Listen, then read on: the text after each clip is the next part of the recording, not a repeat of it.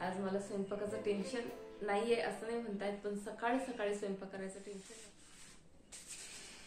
हाय, नमस्कार. मी स्नेहा कोगदे फॅमिलीमध्ये तुम्हा सर्वांचं पुन्हा एकदा खूप सारं स्वागत करते. सकाळी सकाळी कसे आहात सगळे? आशा करते तुम्ही सर्वजण मस्त मजेत आणि भरपूर आनंदात असाल. सो आज म्हणजे 6:45 वाजलेले आहेत आणि आज मला स्वयंपाक करायचं टेन्शन आहे असं नाही म्हणतायत, पण म्हणजे सकाळी सकाळी स्वयंपाक करायचं टेन्शन नाही, कारण आज आरोहीला टिफिन नको आहे. आरोहीचं डिस्ट्रिक्ट लेवलचं काहीतरी प्रोजेक्ट कॉम्पिटिशन वगैरे आहे. सो ती तिथे दुसऱ्या स्कूलला जाणार आहे आणि तिथे जेवण वगैरे सर्व असतं. सो तिला फक्त नाश्ता बनवून पाहिजे आहे. सो मी विचार करते आहे पास्ता देते. तसाही पास्ता खूप दिवस झाले घरी बनलेला नाही आणि एखाद्या वेळेस म्हणजे असं थोडंसंच नाश्ता द्यायचा आहे. सो मी पास्ता वगैरेच देत असते, कारण पोहे उपमा अप्पे वगैरे हे काय नेहमीच चालतं. ते बोलली काहीतरी वेगळं दे. सो वेगळं काय करू म्हटलं, वेळेवर पास्ता आहे सो पास्ता बनवते.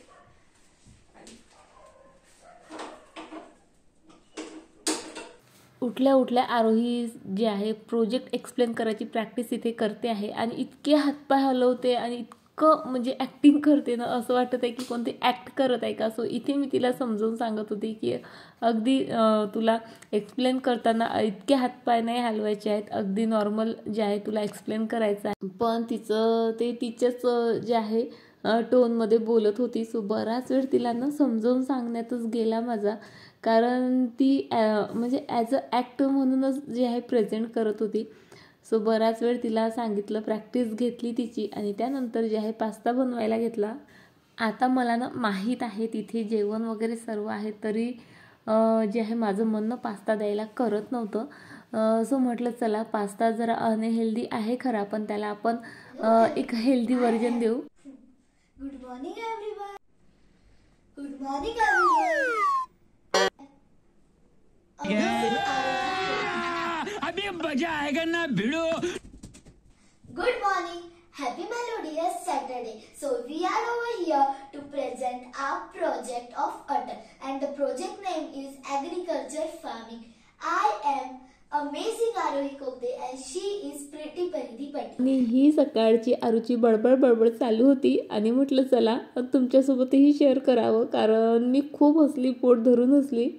आणि चला आता मी इथे पास्ता बनवायला सुरुवात केलेली आहे. खूप सारा पातीचा कांदा, गाजर, पुन्हा वाटाण्याच्या शेंगा, जे जे काही हेल्दी मला पास्तामध्ये ॲड करता आलं ना, ते सर्व जे आहे मी पास्तामध्ये ॲड केलेलं आहे आज.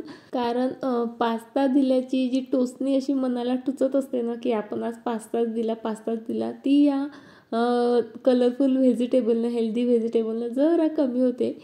सो पास्ता काय इझीच आहे बनवणं. रेसिपी मी बऱ्याचदा शेअर केलेली आहे आणि आज छान मटार, खूप सारा टोमॅटो, खूप सारं गाजर वगैरे घातलं, त्यामुळे पास्ता खरंच खूप जास्त हेल्दी झाला.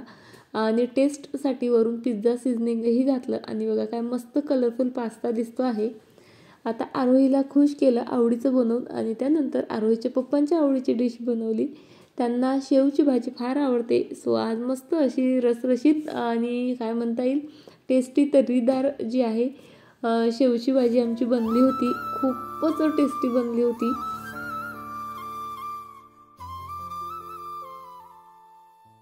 काय होत आहे ना, म्हणजे गार्डनमध्ये सतत जे आहे माझे फेऱ्या चालू असतात. बराच वेळ मी माझ्या गार्डनमध्ये ना म्हणजे घालवत असते. सो प्रत्येक प्लांटवरनं माझी नजर फिरत असते. कोणत्या प्लांटला पाणी हवं आहे, कोणत्या प्लांटला म्हणजे सूर्यप्रकाश कमी पडतो आहे का, किंवा फर्टिलायझर कमी पडतो आहे का. माझं लक्ष सर्व प्लांट्सवर व्यवस्थित असते. पण होतं काय, जे प्लांटर्स किंवा जे प्लांट्स मी बेडरूमच्या विंडोमध्ये ठेवलेले आहेत किंवा किचनच्या विंडोमध्ये ठेवलेले आहेत ना, लक्ष जातं त्याकडे, पण नंतर करीन म्हणून ना ती कामं राहून जातात. आणि आता बरोबर 4 दिवस झालेत मी या प्लांटला अजिबात पाणी दिलेलं नव्हतं. सो आज सर्व कामं सोडून आधी या सर्व प्लांट्सला व्यवस्थित पाणी दिलं आणि बघा ही पानं रबर प्लांटची किती छान चमकदार झालेली आहेत. अगदी छोट्याच्या प्लांटरमध्येच आहेत, पण खूप छान ग्रो होतात इथे पण माझे प्लांट, कारण यांना ना सकाळचं अगदी छान असं कोवळं ऊन मिळतं. आणि प्लांटसोबतच हा बघा बाहेरचा व्ह्यू, खूप सुंदर व्ह्यू दिसतो. आता बऱ्याचदा शेअर केलेलंच आहे तुमच्यासोबत. आणि चला आता इतर भरपूर कामं बाकी आहेत माझी, पण त्याआधी हे आमचे रोजचे पाहुणे दाखवते तुम्हाला. दररोज न चुकता हे दोन्ही कावळे माझ्या खिडकीजवळ येतात. आणि आता तर आधी फक्त कावळे यायचे, पण आता कावळ्यांमुळे चिमणी, पोपट आणि खूप वेगवेगळे पक्षी येतात. आणि खरंच खूपच मस्त वाटतं त्या पक्ष्यांना असं पाहताना. येतात, काही खातात, काही चोचीत घेऊन जातात. सो चला, आता पिहू आलेला आहे स्कूलमधनं आणि त्याची जी मिक्स खिचडी असते, मिक्स डाळीची खिचडी असते, तीच आता मी बनवते आहे. आणि खिचडीसोबतच मला आता किचनमधली सुद्धा भरपूर जी आहेत कामं करायची आहेत.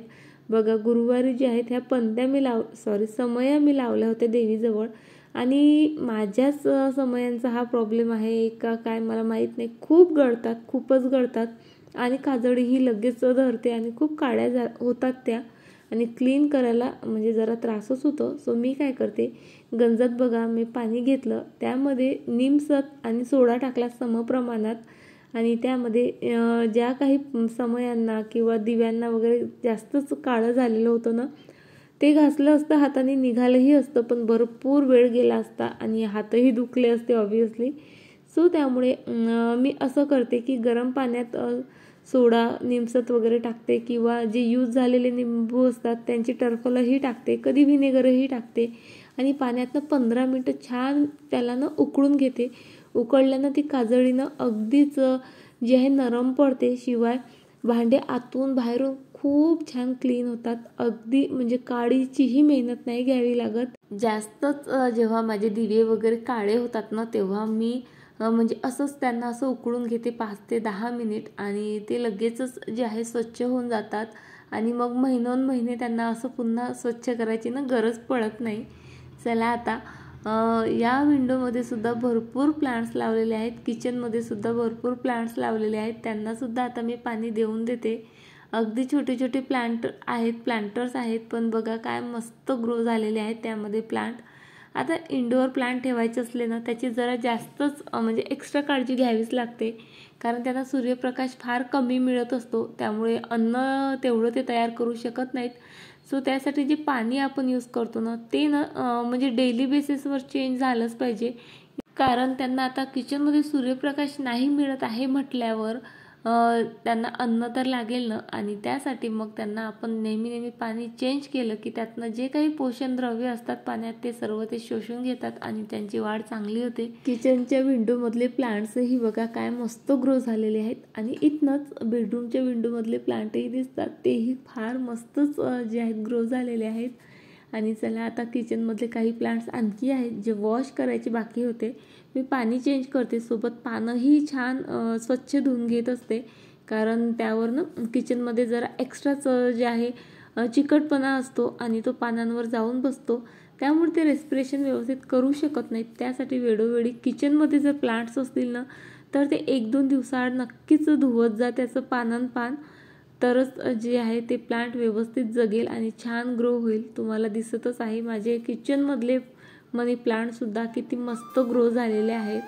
आणि बघा, किचन सुंदर बनवायची असेल, छान डेकोरेट करायची असेल, तेही स्वस्तात, तर थोडे जास्तीचे एफर्ट्स जे आहेत ते आपल्याला घ्यावेच लागतील, थोडीशी जास्त मेहनत करावीच लागेल आणि थोडा वेळ जातो माझा या सर्व कामांमध्ये. पण म्हणजे मी एकत्र कामं करते, त्यामुळे मग तो वेळ जास्तीचा मला नाही द्यावा लागत. आता मी इथे ह्या समया वगैरे उकळायला ठेवल्याच होत्या, सो त्या 10 मिनिटात जे आहे मी माझ्या किचनमधले सर्व प्लांट छान वॉश केलेत आणि खिडकीमधले पण सर्व प्लांट छान वॉश वगैरे केले, त्यांना पाणी घातलं. आणि बघा, या पाण्यामुळे ॲल्युमिनियमचा तो गंज होतो तोही अगदी स्वच्छच निघाला आणि त्यानंतर हे सर्व जे दिवे होते त्यांच्या काजळीही अगदीच त्यापासून वेगळ्याच निघाल्या होत्या. फक्त थोडंसं मी विम लिक्विड घेतलं आणि घासून काढलं, तर बघा काय सुंदर जे आहे माझ्या समया आणि दिवे वगैरे.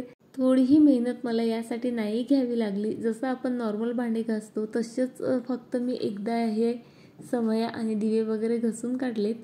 आणि बघा, कमी वेळेत जास्तीत जास्त कामं करायची असतील, मेहनतही कमी घ्यायची असेल ना, तर अशा छोट्या मोठ्या टिप्स किंवा हॅक्स जे आहेत ते यूज करायलाच पाहिजे. आणि हा होता आरोहीचा प्रोजेक्ट, ज्याची जोराशोरात जे आहे सकाळी तयारी चालू होती.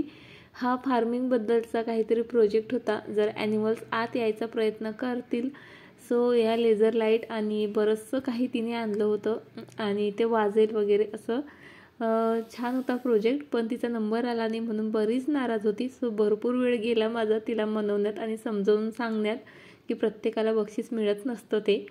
आणि चला आता करूया जर आवडीचं काम. बरेच दिवस झाले काहीच DIY केलं नाही, सो मला काही करमत नव्हतं.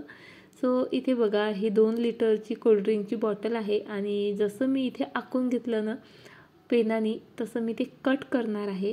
सो एका साईडनं ना अशा प्रकारे जे आहे मी हाफ सर्कल आखून घेतलं आणि समोरच्या साईडलाही छोटं हाफ सर्कल आखून घेतलं आणि ते जे आहे मी आता या कटरच्या मदतीने कट करणार आहे.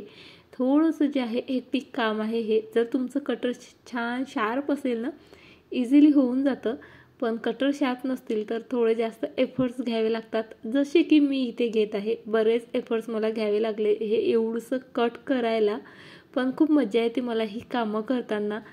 कितीही म्हणजे मेहनत घ्यावी लागली किंवा म्हणजे कंटाळा तर मला कधी येतच नाही आणि दमत तर अजिबातच नाही मी. सो बघा अशा प्रकारे मी हे ना व्यवस्थित सर्व कट करून घेतलं आणि कट केल्यानंतर हे काहीसं असं दिसतं आहे. आणि बघा इथनं हात जातो शिवाय इथनंही हात जातं.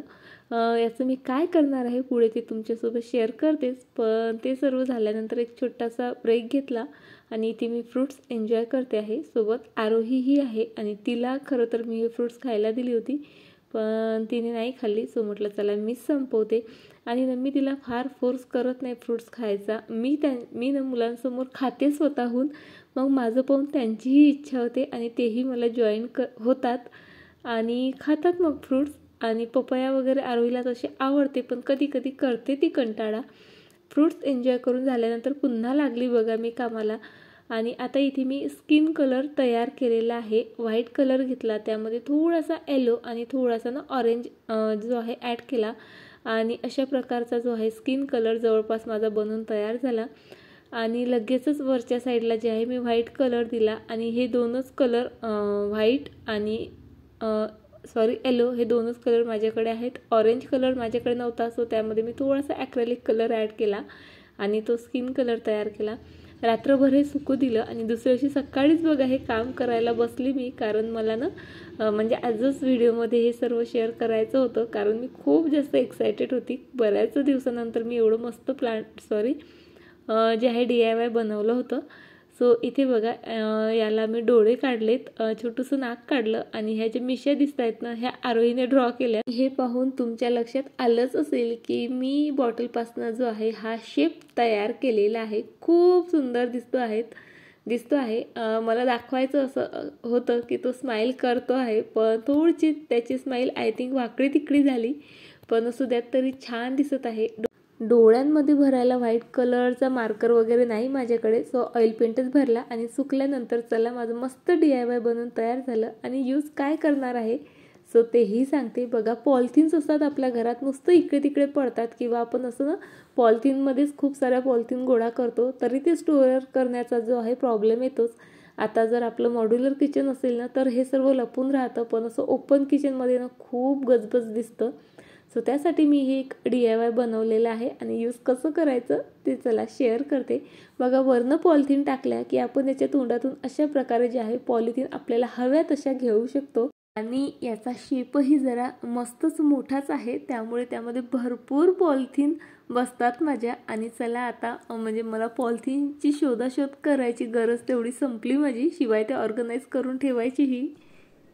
सो हे DIY ना खरंच फार युजफुल असणार आहे माझ्यासाठी, कारण आपल्या घरात भरपूर पॉलिथिन्स येत राहतात आणि इकडे तिकडे म्हणजे ते आपण कधी तर फेकून देतो किंवा स्टोअर करून ठेवतो. कारण ॲज अ गार्बेज बॅग म्हणूनही मी पॉलिथिनचा यूज करत असते आणि आतापर्यंत फ्रीजमध्ये सुद्धा भाज्या स्टोअर करायला सुद्धा मी पॉलिथिनचाच यूज करायची. आणि त्या मग गोळा करून ठेवणं, स्टोअर करून ठेवणं एक मोठं टेन्शनच असायचं. सो ते माझं टेन्शन आता पूर्णतः गेलेलं आहे, कारण हा शेप जो मी बनवलेला आहे आता तो माझ्या सर्व पॉलिथिन्स जे आहेत अगदी सेफली स्टोअर करून ठेवणार आहे. सो चला तर मग या क्यूट अशा किचन DIY सोबत आजचा व्हिडिओ इथेच संपवते आणि आशा करते तुम्हाला आजचा व्हिडिओ नक्कीच आवडला असेल. व्हिडिओ आवडला असेल तर प्लीज व्हिडिओला लाईक, शेअर, सबस्क्राईब करा आणि छान छान कमेंटही करा.